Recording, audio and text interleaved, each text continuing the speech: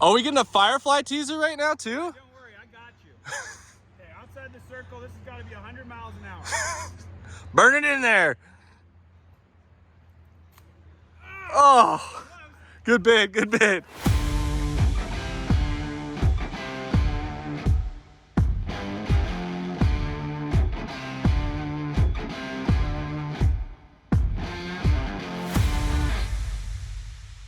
What is good, everyone? Eric Oakley here of Infinite Discs, and we're back for another Is That Good series. I have a treat for you all. This is the Nate Sexton Firebird. Yeah, man. So this run of the Firebird feels really, really nice. It's got a good shape. I personally have been a Felon guy for most of the past years. I'm throwing Scepters now.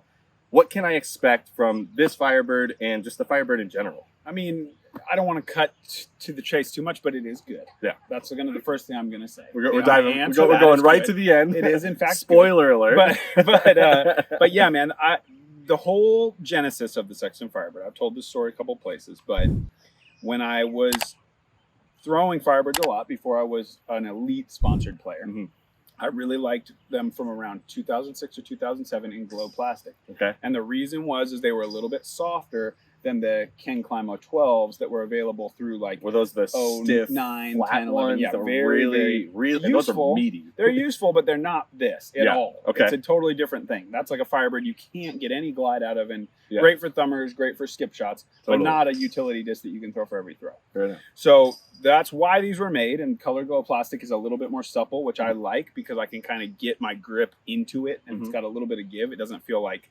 so stiff and so hard that it like is hard to sink into. Yeah. And the flight for a Firebird is pretty straight. Yeah. When you're looking at it through the lens of Firebirds. Through all discs, it's still certainly an overstable fairway drive. Okay. So you feel like you can get a lot of different shots, and I guess that leads me to the next question of it's good for backhand, it's good for forehand.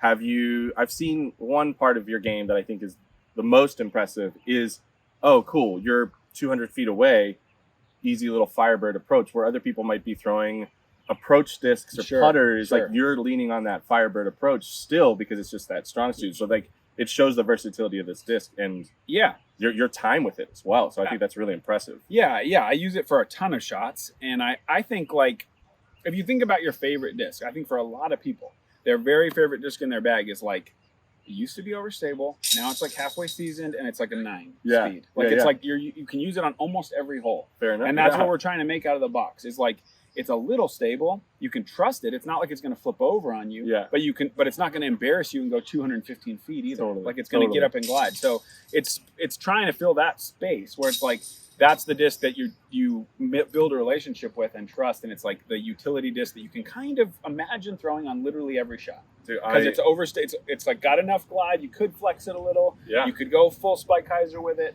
You can do a ton of things with it because it's not so overstable or so flippy. It's not so fast or so slow. It's kind of like if you took all the drivers and averaged them, lands right then here. You get right here. I love it. Let's go throw them. Let's do it. Let's hit it.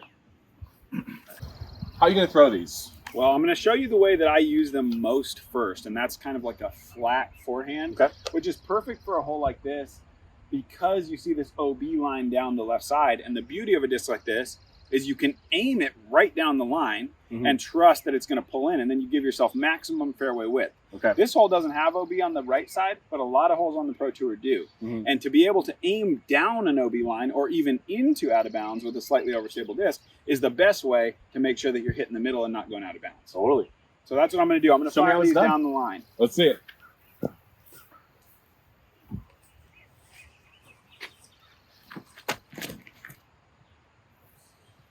Oh, that's money. Yep, a little overstable, right to the middle. But it didn't dump out. No. Immediately. It's like you wanted to see that flight most of the time. Yes. I really liked that. Like we talked about, the 9-speed overstable is like, yeah, you probably have one in your bag that is way more than this. Just for when I'm in Kansas, for sure. Situations, like you got to have it where you're like, I can't think about the disc flipping. I can't think about working on my angle. I just need it to go right. But you never throw that disc. No. Like it's there as for me, that It's a disc is there as a safety net. security blanket. Yes, and I throw it once or twice, maybe, and often 0 times. Yeah. Even in heavy wind. Totally. But you want to have it there. Yeah. But these are the workhorses. Let's Just see it. like this. So I've never thrown this one before, brand new. I'm going to try to push it a little bit more flat out over the OB. Let's see it.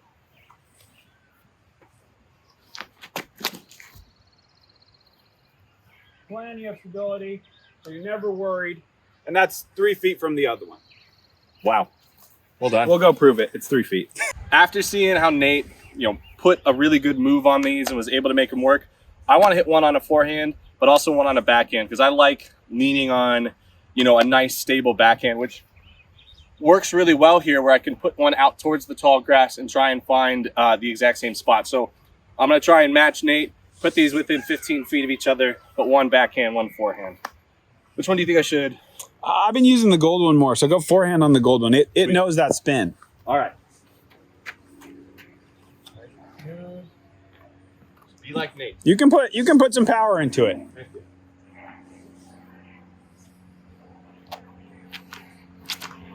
Oh yeah, flips up flat, center of the fairway. But that flatness, like you learn to trust that. Like some people might get nervous there, but that's distance. Yeah. When it gets up flat like that. I never felt like it was like peeling over and then wasn't going to have enough time to get back. Yeah. And it's weird because we're when you talk about a disc like this, when we add stability, you can sometimes sacrifice glide. Yeah. Where I don't feel like this has that. It has a nice blend of both, which is, it's still overstable. Not going to say it's as glidey as a T-Bird or an Exodus or something like that. It's like not going to be that level of glide, but you're still able to trust that when you give it air, you give it time, she's going to work. Yeah. Stability and glide are almost opposites. I love it. All right. I think if you rip this, you can maybe get a tiny flip out of it. Yeah. But it's not going to go right. I'm just going to try and put it nice and smooth and flat. Yeah, then it'll hook up. Oh yeah, I never even thought about getting up. No chance. Safe. Nice. Nice play. I like that. We're out in the fairway now. This is a typical Firebird approach, especially a Nate Sexton Firebird, where you don't have to throw it super hard. You're going to be able to control the shot. And I feel like this is like that, some of that distance that I've seen Nathan just be so pinpoint accurate. And I'm going to try and best him here. We're going to throw these shots. It's a nice hyzer, right around the trees. Just got to find the pin. Yeah, let's go. All right. Firebird Master.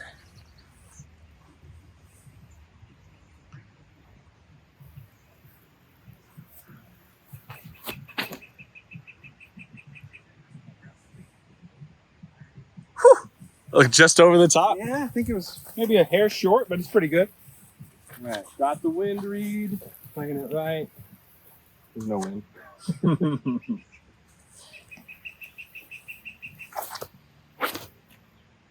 Well, really high, but it feels yeah, I think you're short, for sure.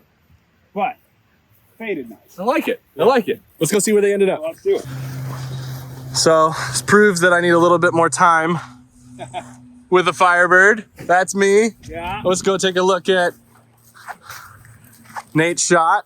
I'll put yours. You put mine. You're just being nice. Look at this.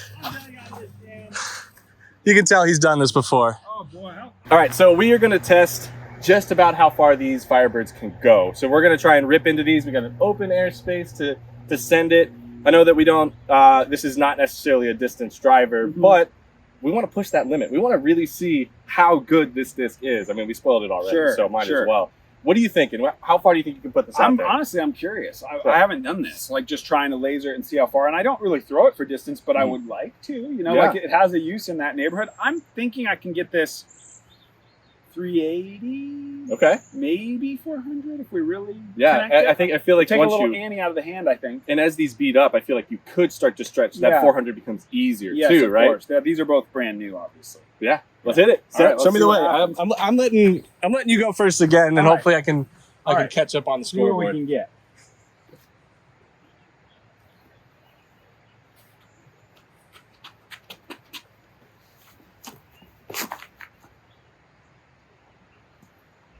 I got a tiny bit of turn on it to start. Stayed in bounds. Stayed in bounds. That's a +1. Yeah. That wasn't bad. I think it's decent. Yeah. I think after seeing that, I'm gonna try. You can go more Annie. I'm gonna try and push it over because I was expecting, like, with your backhand power, yeah, it might have like, it wouldn't have turned, it would have just drifted. Yeah, I tried to put a little Annie too, so you can. I think you can get over on it. All right. She is a fighter.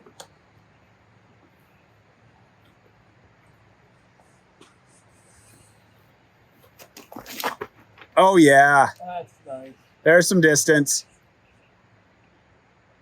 I don't know if that's much farther. Ooh, yeah, nice skip. Sweet. That feels 365, 380-ish. Let's find out. Let's find out. Nate and I threw pretty much almost the same distance, but you saw the integrity of the disc.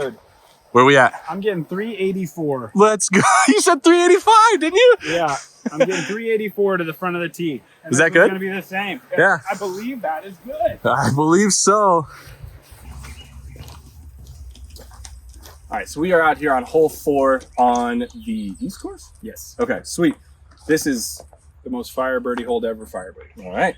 And so easy play, push it over, beat the big tree on the left side, let the Firebird just do Nate Sexton things, and it's be tough. amazing. It's still a tough get, but this is the perfect disc for it. Show me how it's done. All right.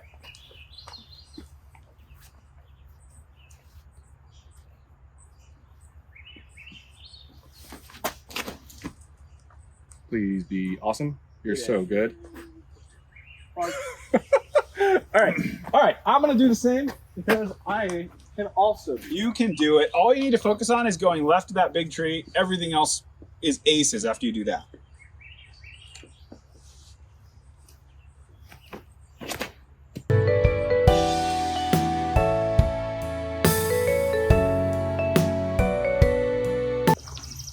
Yeah.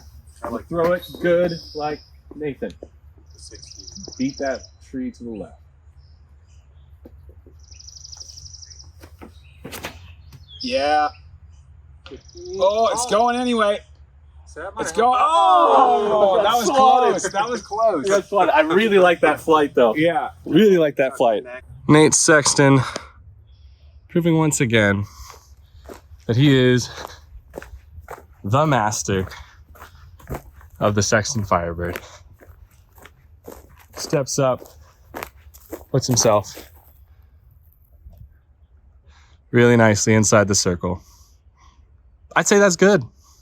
2022 Nate Sexton Firebird, Color Glow. This thing is great. Yeah, and I would say, you know, this is kind of the best opportunity I've had to test it out on some different lines. I was throwing it on a hole or two during the Portland Open. Okay. But I think it's more overstable than I initially gave it credit for. Yeah. Like, this thing is holding up really well, even with a little bit of Anheuser. Like we saw that on hole 4, where it was, even if you pushed it over, as long as it had time, it was easily peeling out, getting a lot of action to the right. So I could see that being really good for even some backhand flex shots too. Yeah. That it's integrity, its stability, its reliability, which is just like everything you want in a 9-speed. Yeah, I agree. I think a little more overstable certainly than the 2021 version, which is, I think, a good thing for the way I like to throw them. Yeah. So I think people are going to like these. I mean, the feel is just the same as you've always had, with a little bit of gumminess. And the stamp is cool. I think we went a little more. It is kind of. We went a little more 3-dimensional. It's always been kind of a symmetrical profile situation. Yeah. A little more 3D.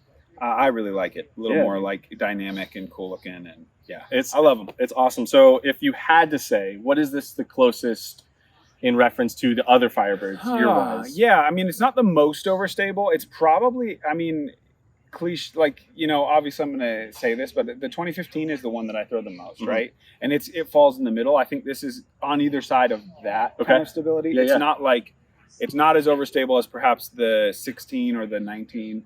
But it's definitely overstable. Like, this is how I want them to fly when they're new, where you can't really turn them, and then you, as you kind of make that relationship and beat them up over a year or two, then it becomes that disc that you can use on literally any shot in the whole course. Dude, I love it. I am definitely going to be looking to get my hands on a few put it through. Yeah, definitely. No wonder. But I'm going to put it through the test to see if it's going to make my bag. We already know. We answered the question right out the gate. Is this disc good? It's absolutely good. And where can people find these, and where can they find you? Like, I think that's another part. Let's talk about both of those. Yeah, sure. I think you can probably find, you're hitting a sweet spot right now. I think you can basically find these at every disc golf store in the world. Let's go. Because they've just shipped out some really big drops. So I think you can probably find these on the shelves of your local stores. Or if you follow the Innova Factory Store on Twitter, that's your chance to get in there right away if you want to get them direct from the source at the cheapest possible price. Absolutely. But the markup's not too bad for the local dealers. You know, they definitely have them, and you could probably get them about anywhere. As far as me and my schedule, I just dropped out of the European Open, so sorry, Europe. I'm sad to miss it. Bummer. But I think it's going to allow me to add 2 tournaments that I wasn't sure I would ever play, and that's the D-Glow and Idlewild. Never been to either. Great tournaments. It's never really quite fit into my schedule. I'm going to try to trade Europe for both of those. Come see some new fans that have never seen me play. Dude, Idlewild is going to be a place for this disc. That's what they tell me. Dude, I remember throwing a bunch of forehands like just constantly out there. It's like you're gonna have a field day out there with a couple of those tight wooded holes. I hope so. Dude, again, thank you for being here. Make sure you guys go follow Nate on social media. Catch him on Joma's coverage, doing commentary. Catch him on the DGPT coverage. Go support him. Buy a Firefly, buy a Firebird, buy a pound bag. Do all that stuff. Go support your local shops, because those are the people who are really going to keep disc golf growing at the rate we want it. And I can't thank everyone enough for supporting our channel and everything we do. Stay awesome, everybody. It's very good. Thank you.